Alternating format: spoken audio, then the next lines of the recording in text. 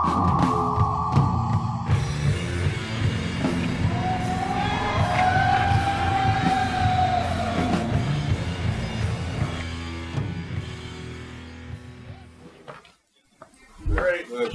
well, I want to thank everybody that got me here. I want to thank all my friends that are here, several of the speakers that are here. I was one of the people that helped me decide to come here and share some of the stuff with you guys. And unfortunately, then I got stuck having a problem, which is terrible because they're amazing. I'm sure you guys saw Steve and Hill and Wayne Lunsford earlier today, and those guys are tough acts to follow. And me and William were both really thankful that Blaine only got a half an hour yesterday. We wouldn't even want to be on stage after him. So anyway, yeah, I've been doing Bigfoot research for about 45 years. And you can add the name onto the list of all the states that I've been in. Nebraska this Thursday.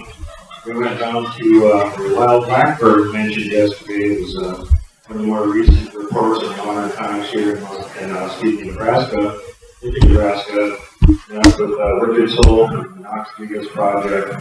And did some boots on the ground for about 2.5 hours, which I will be releasing on my channel later on this month or beginning next month. So you can go look for that on Little Bigfoot Radio on YouTube, and it will be titled Inevitably Finding Bigfoot.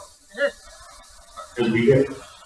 Okay, so with that, let's get going here. A lot of the stuff I'm showing you is from the Sapphire Mountain Range in Montana, which is on the extreme western side of the state, almost near Idaho border. And the first thing we got up here is a super teepee.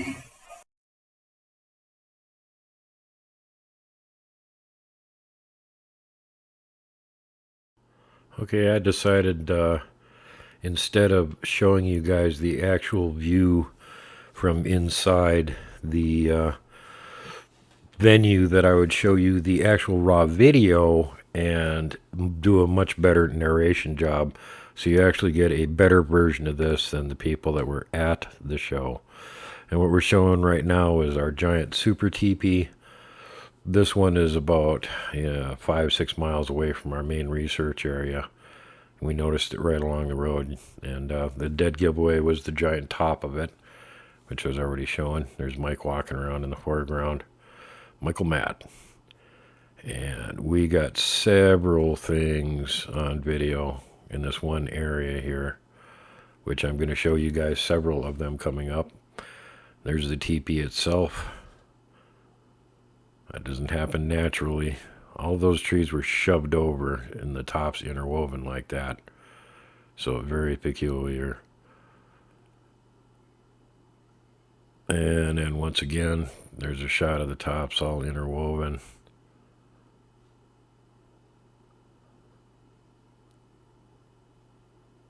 And good idea of how big it is. Thing's gigantic.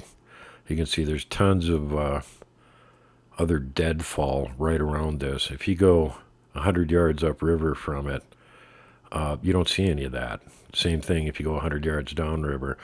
A lot of the stuff isn't even from here. It was actually drug in at some point. So they make an effort to, I don't know what other purpose it serves. I'm sure there's several of them, and we conjecture that one of them is it just makes it really unappealing to want to try and wade through all of this fallen timber to get into these areas where they always seem to like to have their gigantic structures at. And another thing is that if they've got plenty of deadfall on the ground, they can actually walk around on that and not leave any tracks in the area, except when they have to step down onto the ground to go in between two tree trunks that are lying there. So there's another view of the super teepee. It's big. It is very big. And now when we were at the super teepee, I was there with Papa Craig from Washington State, and this was 2 years ago in the spring. And I brought him up there to show him the thing, and while we were walking around there doing some filming, I accidentally caught one on video. And so this was pretty cool. And give you guys a look at it here.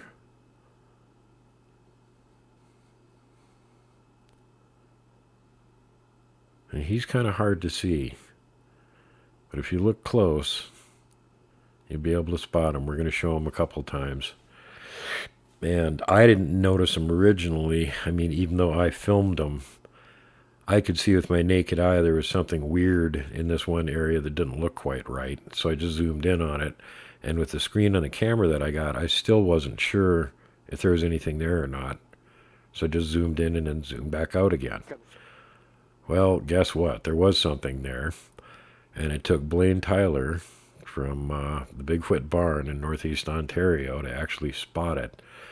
And what gave it away to him is he's used to seeing them. He's got lots of them on video and pictures and whatnot. And the thing that distinguishes the black Sasquatch from a black shadow or a black blob is that if there's sunlight coming down from on top, the sunlight will actually reflect off their hair.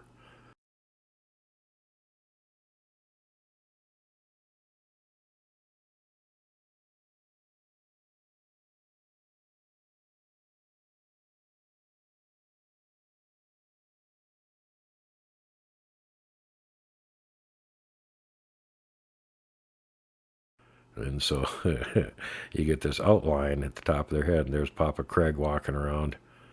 He had all kinds of fun when he was there. He got zapped. And here's where I'm seeing something that doesn't look quite right, and I'm zooming in on it. And he got his head right in front of that tree trunk. So he's blending in with it really good. But we're going to go through this again and show it to you one more time.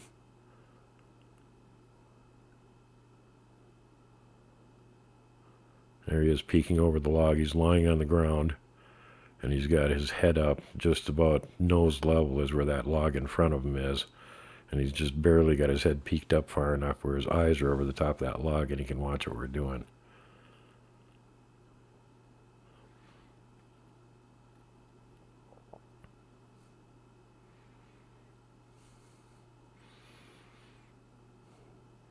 And then you can see the light shining off the top of his head. That was the giveaway that let Blaine know that, yeah, that's not a stump or something. It's actually a Bigfoot there. There you go. That's where his eyes are. That's where the top of his head is. And he's giving us the once over, keeping an eye on us while we're there. Next to their ginormous structure.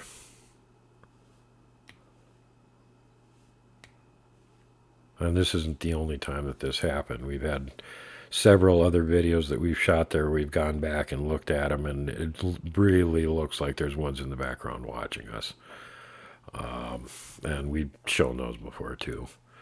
And we're going to show another one here later on where we were near the same area the following year. And, excuse me, no, it was later on in the same year. And we had Eric there with us. And he got one, too. Right in the same area. So let's take one more look at this here. Zooming in. Got it really slowed down.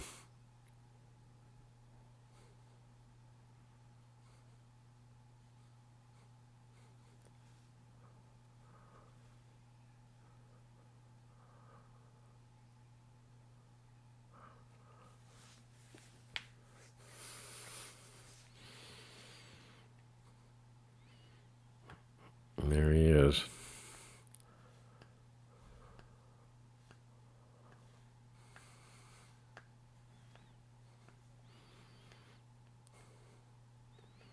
Gee, why don't people see Bigfoot all the time? Because they hide really good. Now this is actually about 10 minutes later. We decided to walk upriver from where we were at when we filmed this. And as we were walking upriver, of course, I like to do the unexpected. And rather than just walk up the ancient trail bed of what used to be the covered wagon road that went through the pass in the mountains, I would diverge from that and go back into where all the thick timber tangle was. And look at that. I mean, those are like full-size tree trunks. You can walk up and down that stuff, which is literally what I did, and they sure didn't expect that. And at the point where I get this other capture, and there's an eye, you can see it, they're hiding inside of this big pile of other tangled timber that they've constructed at some point. There's at least 3 of them in there that I've been able to spot. There may be a 4th. And you can see the eyes from the baby there. And there's an adult peeking up his head in the background. And there's one down there in the foreground who's really obvious. And here we are. I'm standing 7 feet in the air on one of their structures, zooming in on another one of their structures. Did you catch them? Let's take another look at it. And there, as you can see, I am not on the ground, not anywhere near it. They did not expect me to walk up one of their structures. And you can see the face on the one who's kind of giving the, oh, busted look as he's caught underneath the timber pile there looking up at me, not expecting that.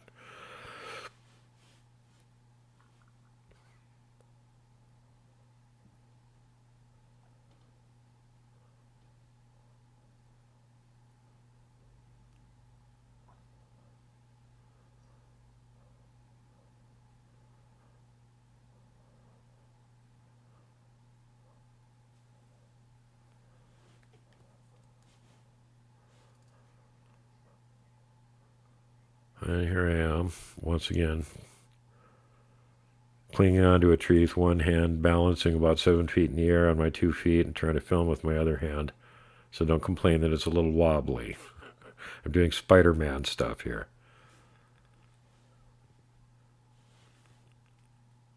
Zooming in, I can see the eye on the top of the head on that one right there. He's peeking at me. You can see both of his eyes and the furry top of his head. And there's a smaller one. You can see his eye reflecting. And then as we go down to the bottom part, there's the one with the full face giving me the look. And again, there could be another one back here on the left. It does look like it.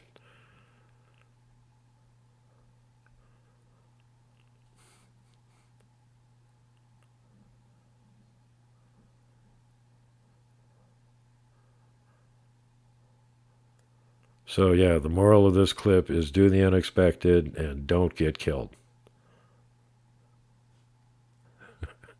Make sure you're on good terms with them before you do this, because they might not take it very well.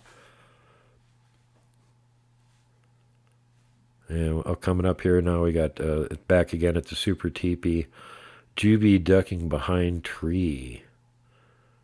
And again, this is just a little ways upriver from where the super teepee was. This time it's in the fall. We've got me, and you can see Michael Matt there. The person on the camera is Eric Adventure Man, and he doesn't realize it, but he's got 2 Bigfoot on camera right now. And I'm going to show you one of them, the young female. And she's got some kind of a weird critter with her, some kind of little pet or something. Then for a better breakdown with superior video apps, we're going to bring in celebrity editor and guest host here momentarily. But I'll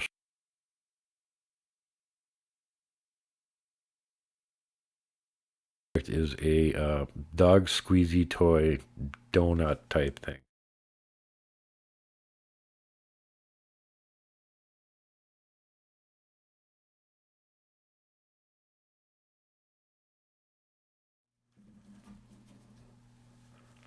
And no, they didn't take it with them. They left it for us.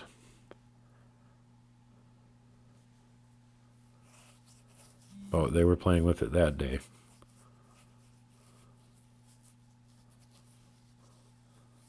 So there's the little female and what some kind of little critter that we haven't been able to identify, maybe a pet, that she has with her. Now the rest of this is going on. She's wrestling around with him. She ducks down with him in the foreground. And then the larger sub-adult, I'm guessing, is the one that pulls off the antics that Kelly gives us a close-up. There he is moving.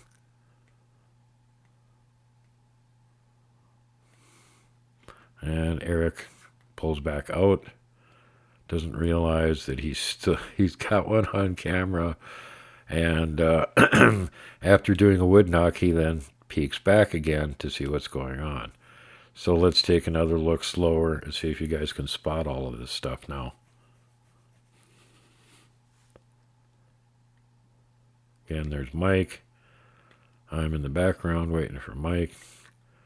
Eric swings the camera around. By the way, there's more than one on this piece of video. They're just not moving around very much, but you can probably spot them too. And now he's getting these guys on the side of the tree trunk here to the right of it, and back behind the pine tree. There you go.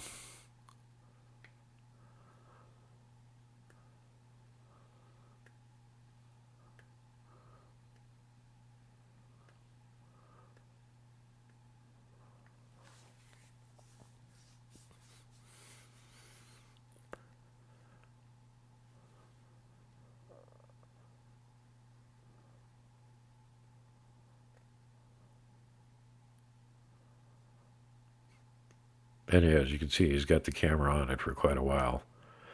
And the subadult doesn't realize that, I think, because it looks back to see what's going on and pops back out on camera again.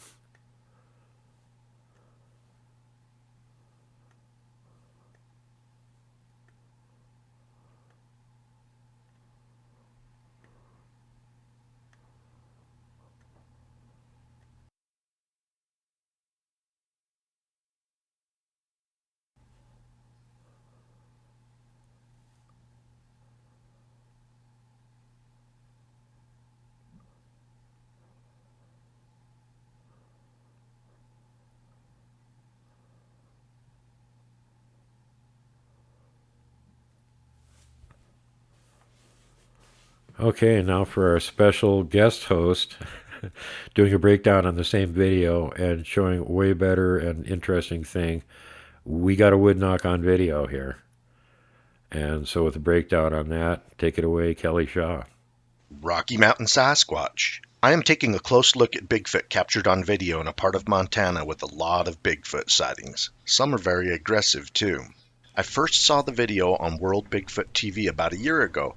The video title is A Closer Look, Real Sasquatch Caught on Video Ducks for Cover. Duke from World Bigfoot TV reached out to me and asked if I would enlarge and zoom the section where the Bigfoot was captured to use for his presentation at the Nebraska Bigfoot Conference. This part of the clip, there are at least 3 different subjects or creatures in the cover watching Duke, Eric, and their expedition group. I won't point them all out to you. You can see if you can identify them yourself. What I want to show you is the money shot. What appears to be the largest of the 3 looks directly at Eric through an opening in the thick brush after doing a wood knock. You should watch the full video. I will link it in the description. The expedition group is investigating a large suspect Bigfoot structure complex. As the group walks off, this large Bigfoot wood knocks, then looks directly at Eric. You see a lot of movement, but right after it knocks, it looks right through a window of clearing, and briefly you get to see most of its domed head, eyes, massive brown ridge, and nose. What an amazing capture on video of a giant Montana Bigfoot. This Bigfoot appears to be grayish black in color, just like the one my son and I saw in Bear Wallow of the Uinta Mountains after tracking it for several hours. We saw it briefly while it was running through a small gap in the trees. It was the same color as this one. This is an amazing capture by Duke's group of a Bigfoot on camera. Hope you enjoyed. Keep on watching. We're going to keep on squatching.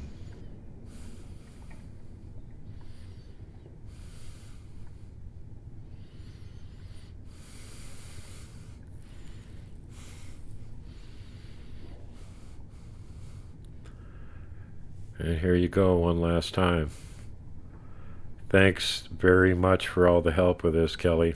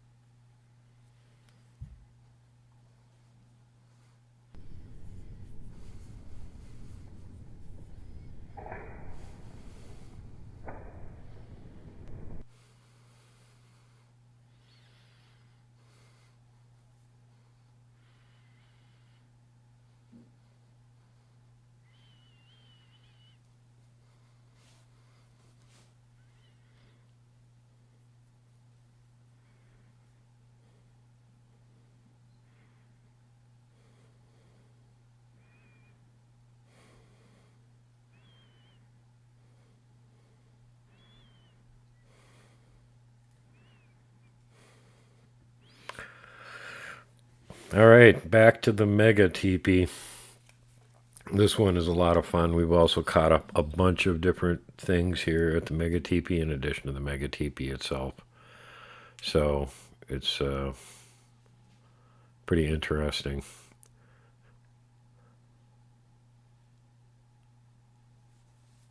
For those of you who have seen the video of Duke's X, where we found a six-story tall X structure, about a year later they deconstructed it, and there had been a smaller X structure down the canyon in the hill below it, and at the time, and now here it is after they deconstructed the big X structure up above. They started building this massive complex down below here. And we had a lot of fun with this one because we were coming back pretty much every month for about a year and a half. And every time we were up there, we would go to this particular area and film it again and then compare the video the next time that we were up there. And sure enough, they were changing things on it. For instance, they took a 40-foot tall, perfectly healthy pine tree and bent the top down and put that underneath the teepee at one point. Another time they added like 2 additional old dead trees that they jammed in there. So now this is the Super Axe, which was nearby it, up the hill from it. Until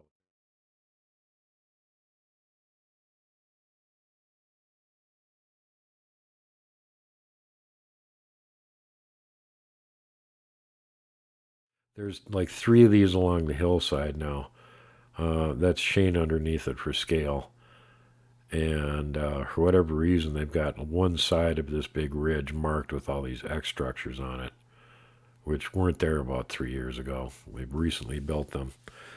And actually, if you're standing at one of them, if you know where to look, you can actually see the next one down the line from it, which is even more interesting.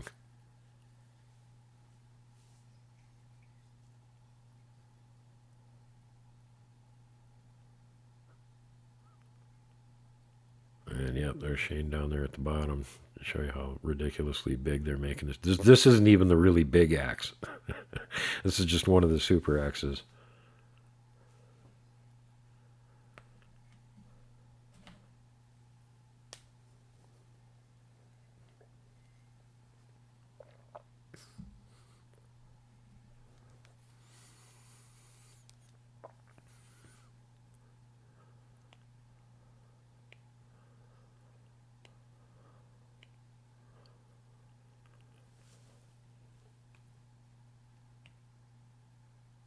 Shane lives somewhere near Spokane.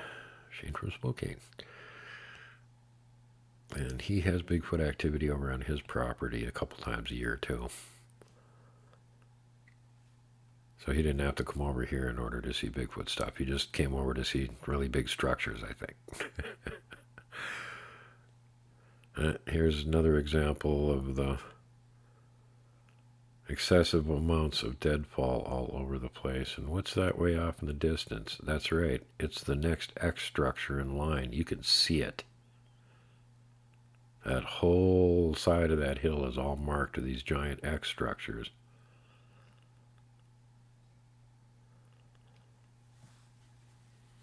And the Mega X. Mega.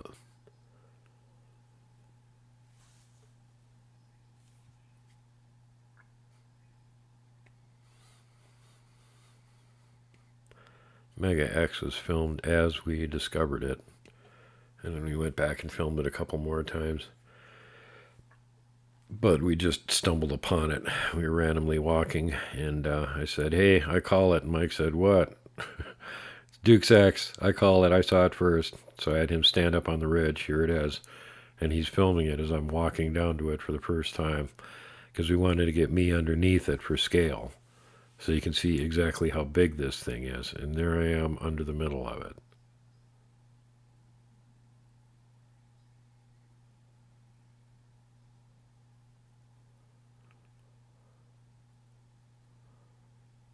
Yeah, that structure is absolutely gigantic. So Mike's coming down walking down toward it.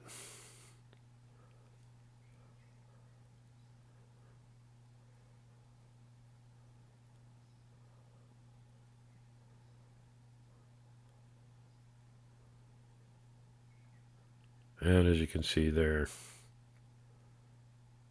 that top of that tree is actually forked, but none of it's balanced in that.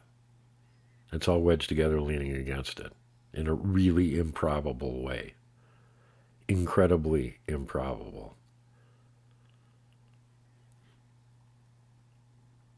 And subsequently, yes, they have deconstructed this. All the parts that they had there were all laying side by side next to it now. And the actual center post with the fork on the top of it is still standing there.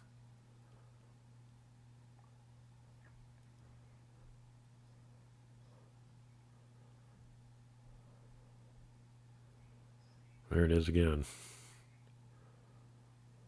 It's so big, it's hard to get the whole thing on camera. He's got this tree in the way here. If he would have moved over to his right a little bit, he would have been able to get it.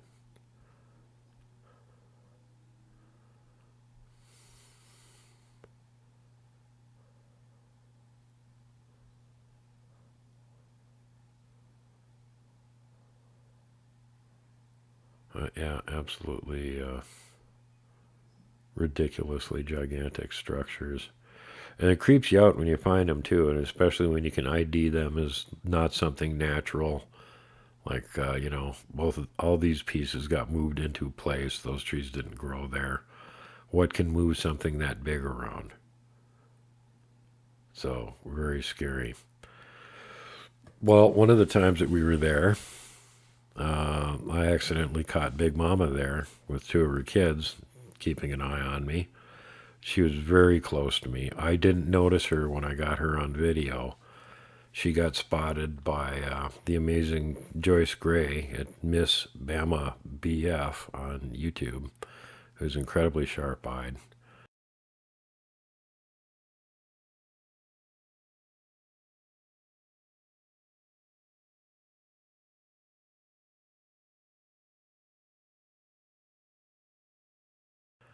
And there she is lying behind some deadfall, peeking up over that log looking at me. There's Mom.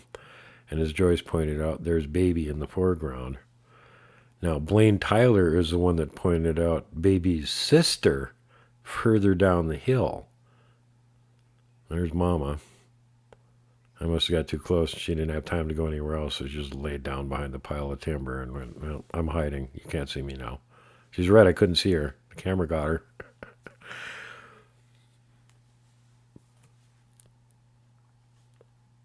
Here's the video. This is the kind of stuff we're walking around in.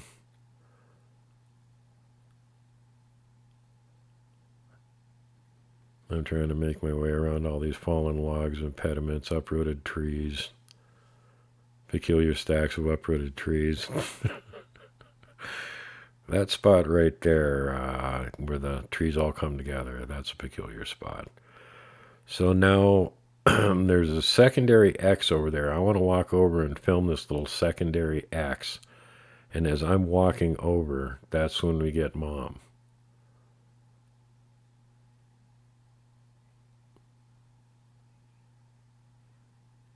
So I'm filming the secondary X. Now what I don't realize while I'm filming this, apparently her daughter is right down there watching me. And the sharp-eyed Blaine Tyler from the Bigfoot barn is the one that picked that one out. And Ms. Bama BF, here we go, Blaine Tyler's one. He caught the apparently young female. And the next time we were out there, I went and filmed at the exact same spot, because I've been there enough times by then to know exactly where it was. And nope, there was no object there that looks like her. So, yep. And this explains why I'm getting the dirty look from Mom. Because although I didn't realize it, I had just walked in between her and her daughter. She had the little one up there with her. And here's Mom giving me the stank eye. She's not happy that I'm about to walk basically between her and her daughter and film her daughter. We had a film and video analyst who has done work for the government take a look at this, both the still image and the video itself. And his analysis of it is that that is not a stump, it is not a rock, and I don't know what the hell that is.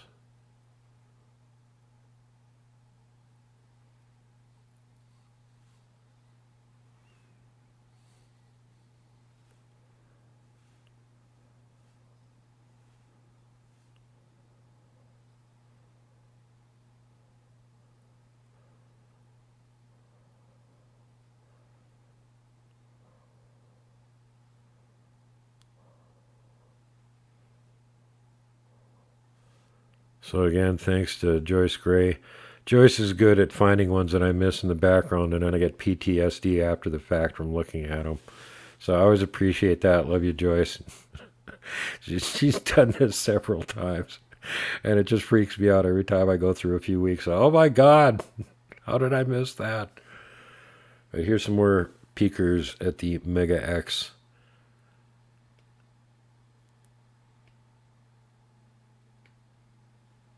This was interesting because it was when I was up there, again, sequential order. Why was I up there? Well, because I caught Big Mama and the two kids, so I had to go back there to film again to see if Big Mama and the two kids were still there, if they were stumps or what they were.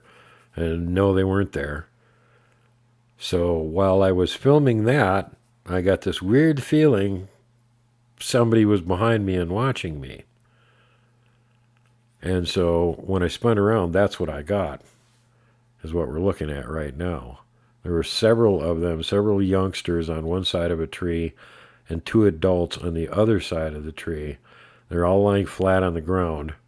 And the little ones all pretty much had enough sense when I turned around that they made like a big pile like they always do, so it breaks up their silhouette. And then they turn their face away from you, so you can't see their face, because we recognize faces just like they do. They know that. Except for the really little one who just got like, he's got this look like, oh, crap, busted!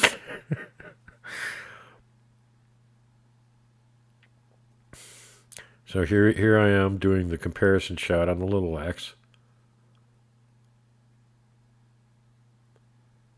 And there's the young female.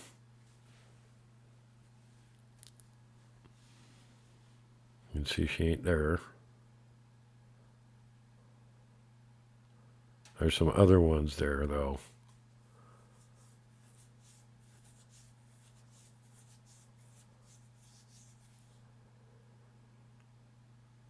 So at this point, I get this peculiar feeling that somebody's behind me watching me. So I decided to just sort of pan nonchalantly around a little bit and then turn slowly back and see if I can see anything behind me.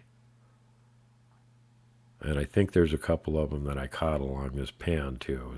Parts of it were a little too fast to tell. But here we go. There was the shot. Bada bing, bada boom, done. And here's one of the ones that was in front of me, watching me. And apparently it's got a little one on its lap. And then there's the little goober that didn't know enough to shut his eyes, so he got caught.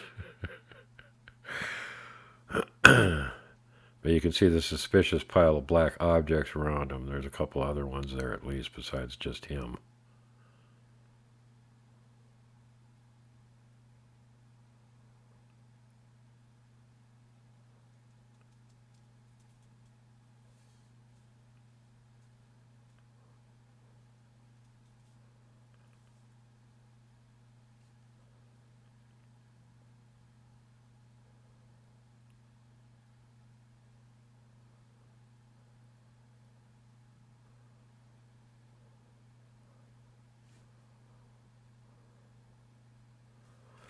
I got this slowed way down. Of course, the video quality isn't the best. It's not stabilized on a tripod or anything, so.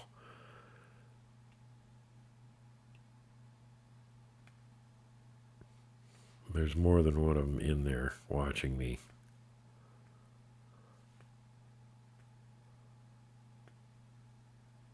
And if you look carefully, you could see that one up toward the top there just moved.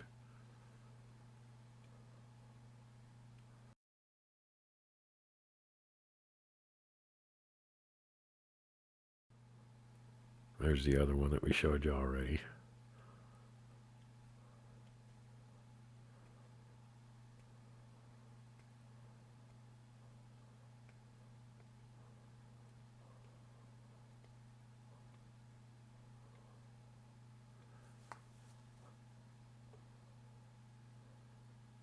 You can see there's one over there on the far left-hand side.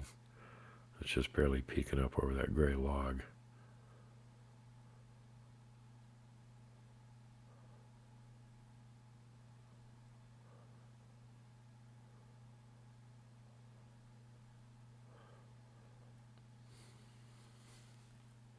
Slowly zooming back out.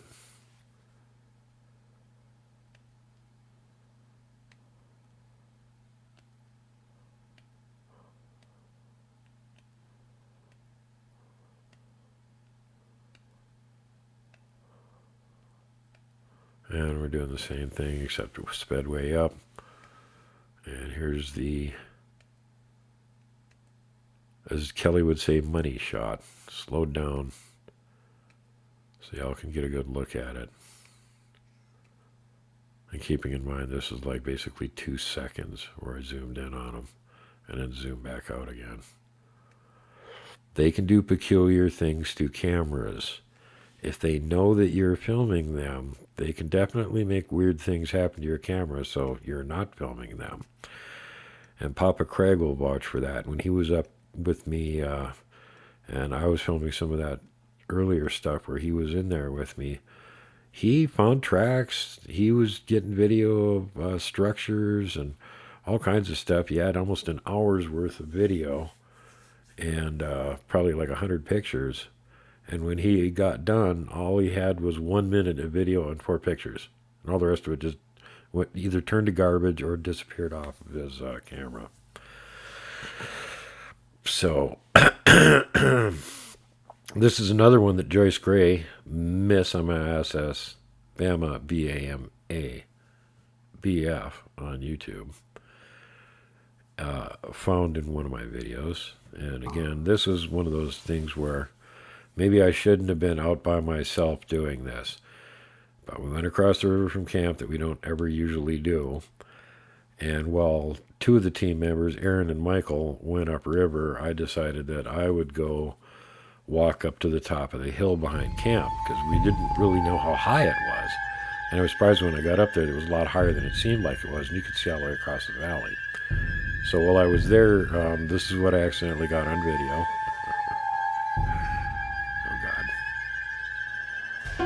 And we'll show you the clip. I'm way up on top of the ridge line, right across from camp. You see like where there's a little break in the trees there, that's where the road goes through. And that's the far side of the valley way over there. Some more stuff up here. Mike and Aaron are making their way along the mountainside over to where the asterisk structure is. And I decided I would go right up to the top here and try and see how high this thing goes and get some video. So that's how high it goes. Way up here.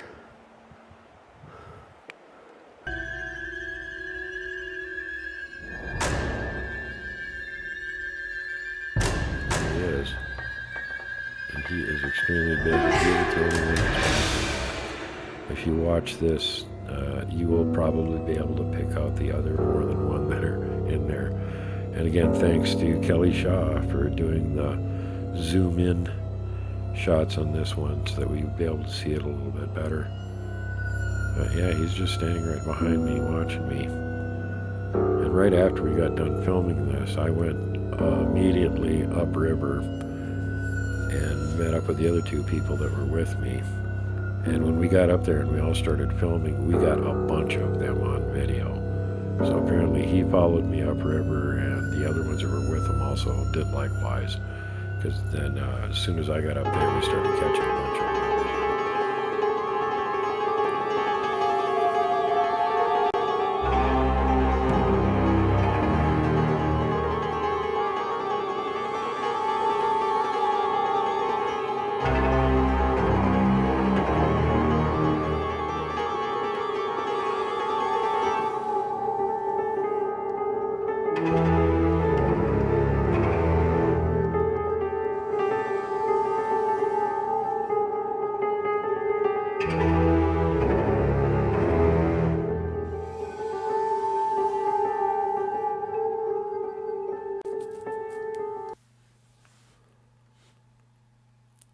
And so now we're going to the mega asterisk, which is marked by a white X on top of the hill, a black X on the bottom of the hill, and some other extraneous tree structures near it. William Lunsford discovered one of them. They had an egg glyph on a tree, and we had never gone that direction before, and William spotted it. But there's the asterisk, and this is only just a couple minutes after I just filmed that one right behind me.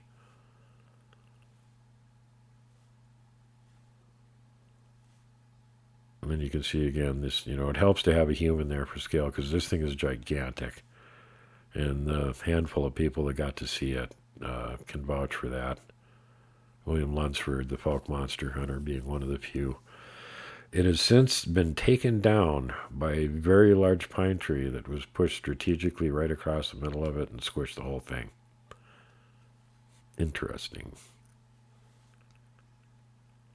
But now we're down at the hill. This is Mike and Aaron, and they're filming the structure. I'm not even there yet. I'm still walking down from where the big one was just behind me and is following me down here, apparently.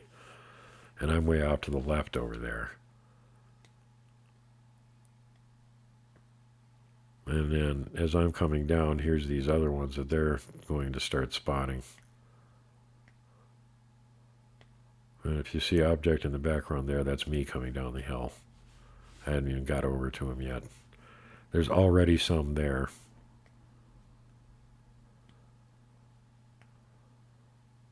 And let's take a look at them. Here's some examples. These ones are spotted by Robin McCrae, if I remember right. But yeah, we had the whole gang following us around that particular day. I blame Erin because she was too pretty, so all the boys wanted to follow her around. Or it could just be that I went to the wrong place by myself. Now got mad and decided to follow me down there and make sure we laughed. I don't know. But yep, there's another one.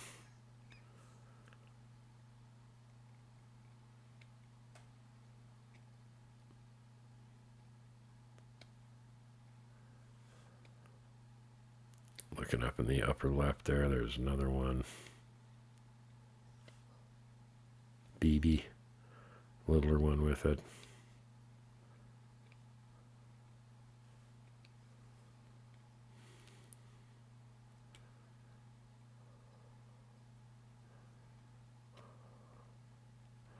There's the black X.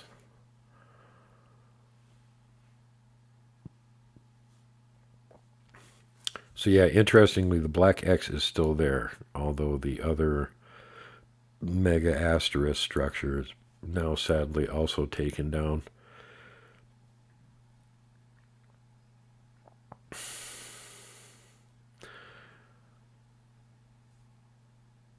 Here's a good shot for scale. This isn't nearly as big as those other X's were, but this is still, again, big. And that's Aaron standing underneath it for a scalable object. And as I said, up the hill further up above this one, there's another X that's about the same size as that one. And this is, the other one up there is all old bleached out white looking wood. So they've got a black X down here and they've got a white X up on top of the hill. And they're about the same size, so I found that to be interesting too. As you can see, again, they're big. Big logs.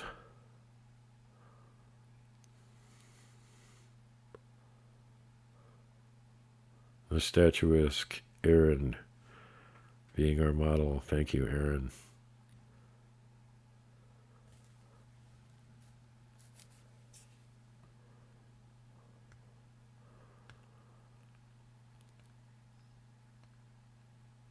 Now this actually, if I remember right, this happened on the same trip that we had Erin up there, but she had to leave one day early.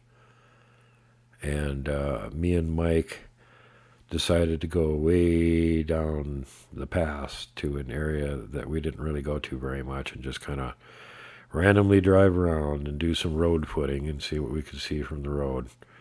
And as it turned out, it was worth doing. So we found this really strange, really sylvan, idyllic looking area that had cryptids in it. And here it is, the magical hidden stream, as Michael called it. And it just goes down, and there's like a little culvert, and it goes underneath the road and goes down into the main little river there.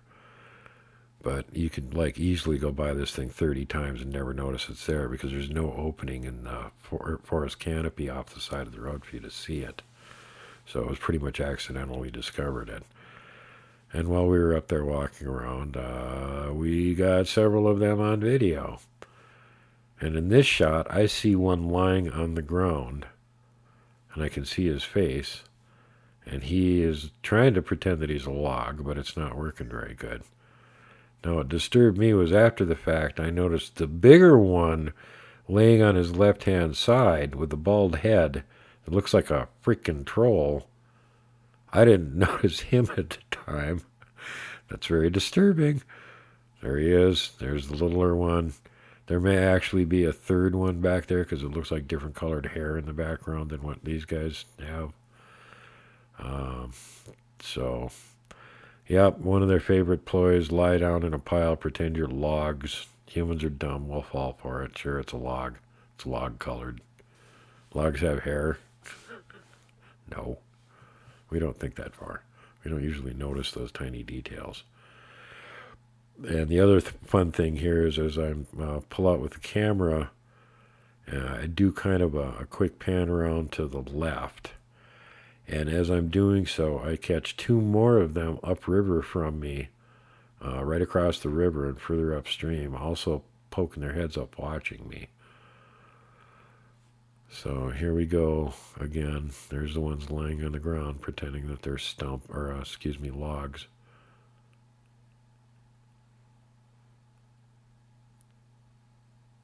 And of course, at this point, having seen the one lying on the ground pretending to be a log, the last thing you want to do is just walk up toward it. Because something's going to happen, and it's probably not going to be a good thing. So we decided to just go to our right and go up the hill from here.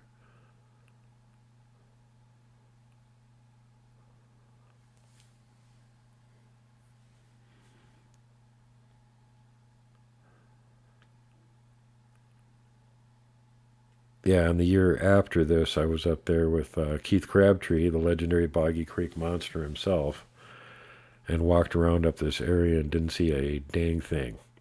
Until I got back to the road, and I was walking along filming the ditch, and there was a bunch of them on the opposite side of the road in the ditch watching us. Nothing up here, though.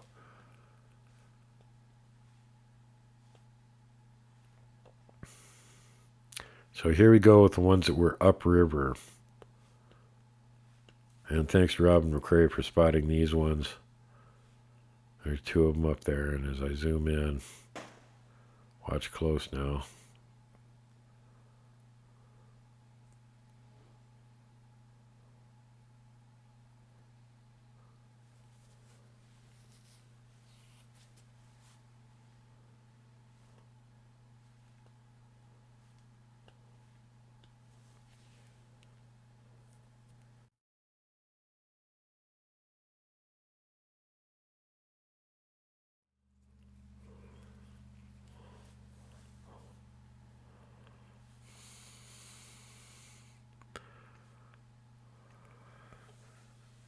So it looks like we caught at least 4 of them there, keeping an eye on us.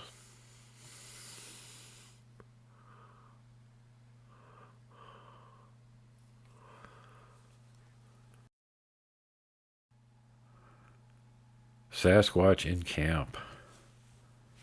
Coloma. Ashton is filming this early in the morning. I'm not even up yet. I'm in that little blue and white tent. See what's in the background right there?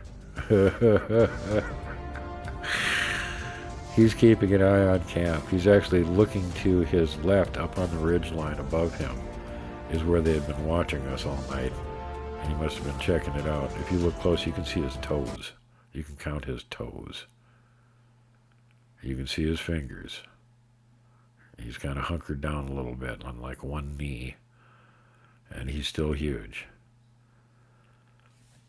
But I thought this was really amazing that Ashton caught this because he had no idea. He was just doing a pan. And,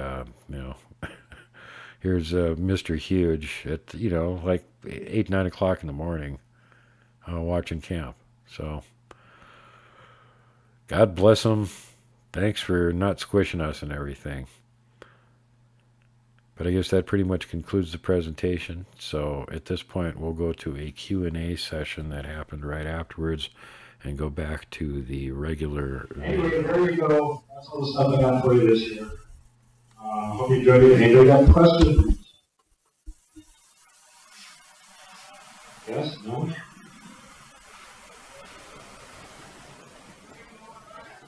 Right. I'm going back up there as much as I can this summer. Ellie Shaw is going to be coming up and visiting, it sounds like. He goes to Montana every 2-3 years. I know Keith Crabtree wants to come up again. Trying to get Blaine Tyler to come up. Because unlike a certain Canadian researcher that charges $3,000 to take people off into those who can accurately good, I charge people nothing. But then after stuff happens, I expect them to come on the show and talk about what happened and show the video pictures, which is made better than $2,000 for advertising. So anyway, that's it for me. Question? In what region? Oh, we're not getting all the footage? Just that one tribe up there that interacting with has had at least 2 dozen individuals measuring out the different tracks and sizes that we've got. There's a lot of Bigfoot in Montana. Pretty much any mountain range in western Montana, there's probably Bigfoot. It's like being a kid at the family store, being Bigfoot research in Montana, because it's like, well, I gotta just walk out the back door. There's a structure and crack. Okay, I'm done. Some of these people live in the states where it's actually hard to find them and have to actually work to do it. We make it easy because there's so many of them, so we can do it. As far as the estimations on population, they really don't even know. They range all over the place.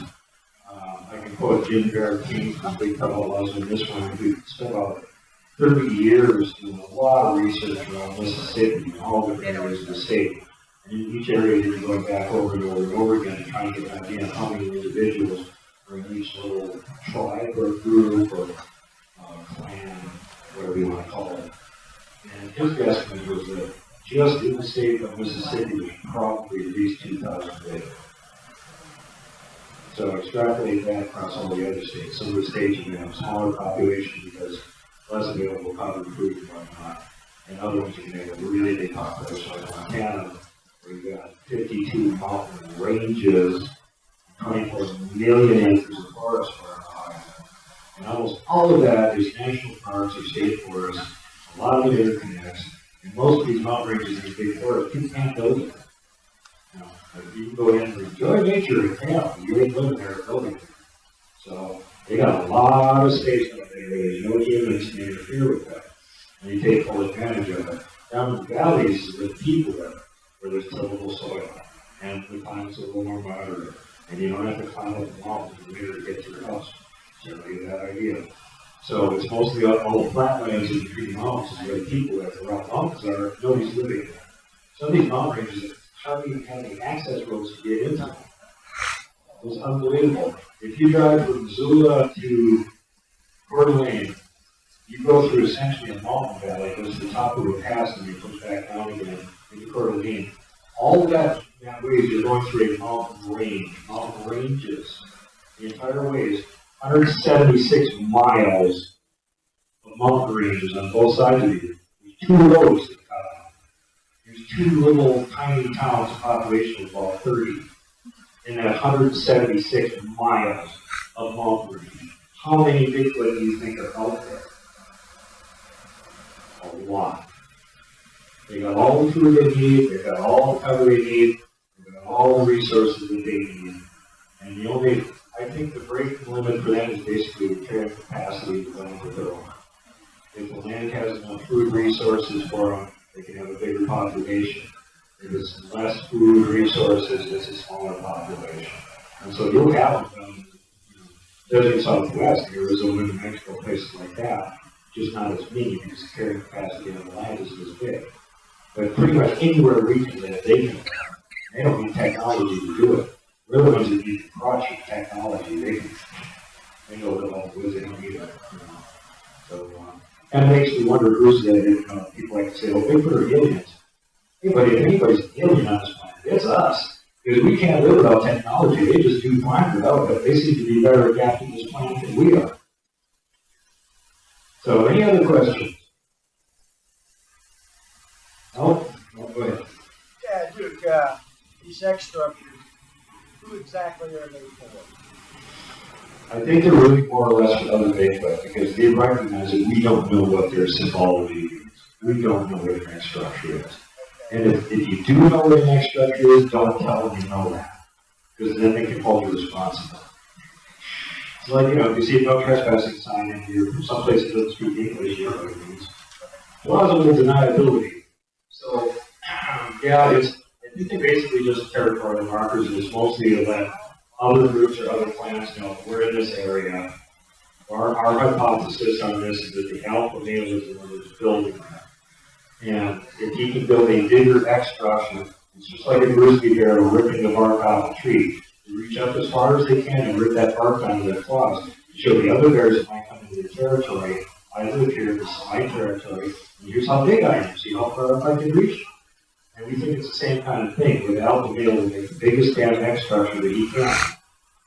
So any rivals or interlopers in the area realize who's running this area, and do you really want to mess with an alpha male that can make a 6-story tall X structure? Probably the answer is no. And so this, I think, avoids a lot of conflict. We noticed that big X structure they had up there, they had a leaner on it too, and we come to think that leaner is definitely a state outside. It's not just a wheel on this land, it's state outlaw. And we've seen several examples of that where they've had these years against stuff.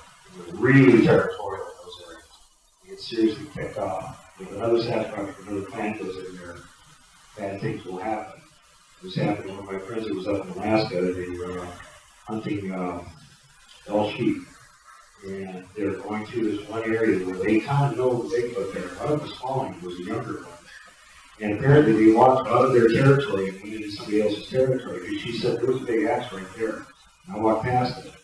And when I got to the far side of the field where the X was and went into the woods, I stopped and looked back, and that little one was trying to follow me. As soon as he got out in the middle of that field, past where that X was, a really huge one came running out of the woods and attacked him. And I'm not going to give you the gruesome details, but it wasn't pretty. Scared the hell out of her, and she won't go back into that area again. But apparently that little one did not have permission to enter the territory. As soon as he crossed that next marker, he got it.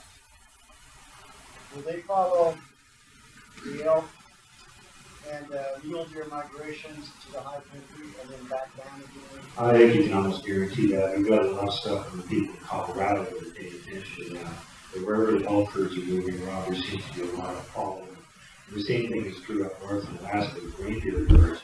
We see them follow those around back and forth too. Tinker Hunter had a video that was taken in IMAX format, actually. They were filming reindeer herds and stuff.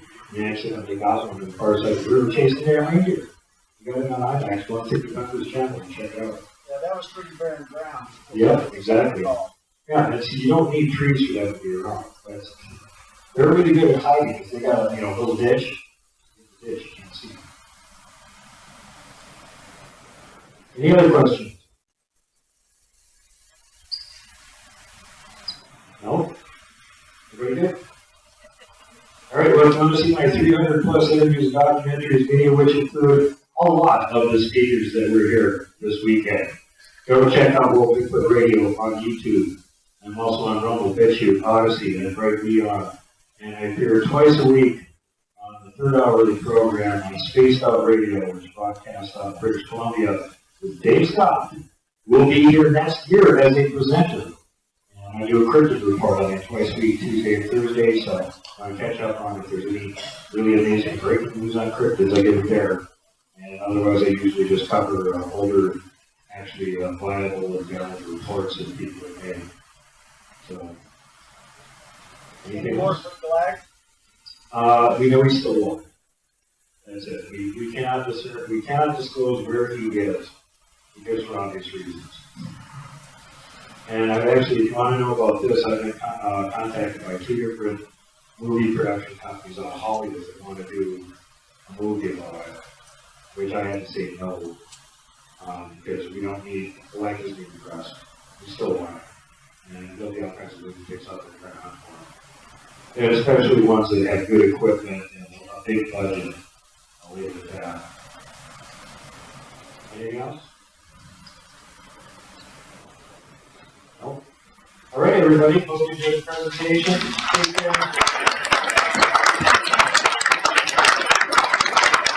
Keep cool, everybody. We'll take a couple minutes to kind of reset a little bit.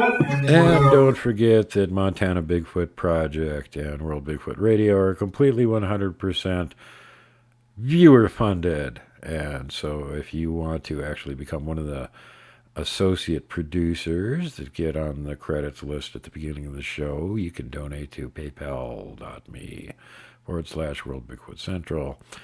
Or you could buy some of the glorious and luscious swag that you're seeing on the screen right now.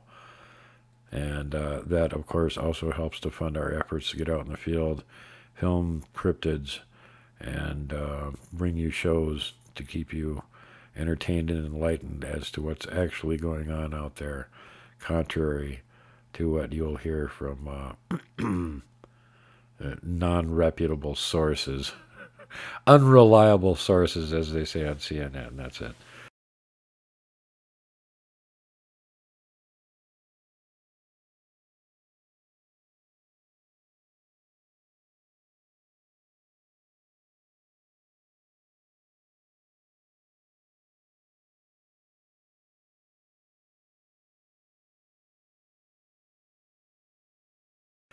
And there's one of the coffee mugs. You can get a coffee mug with Mr. Smiley's face on it. That's my first encounter. That's what he looked like. Such a friendly fellow. So make sure that you're kind to everyone. Safety first, last, and always. Pay it forward. Don't be mean to people if you don't have to be. Don't flip off the mountain giant. Don't poke Dogman with a stick. Don't punt the puckwudgie. And for God's sake, whatever you do, do not hug the Wookiee.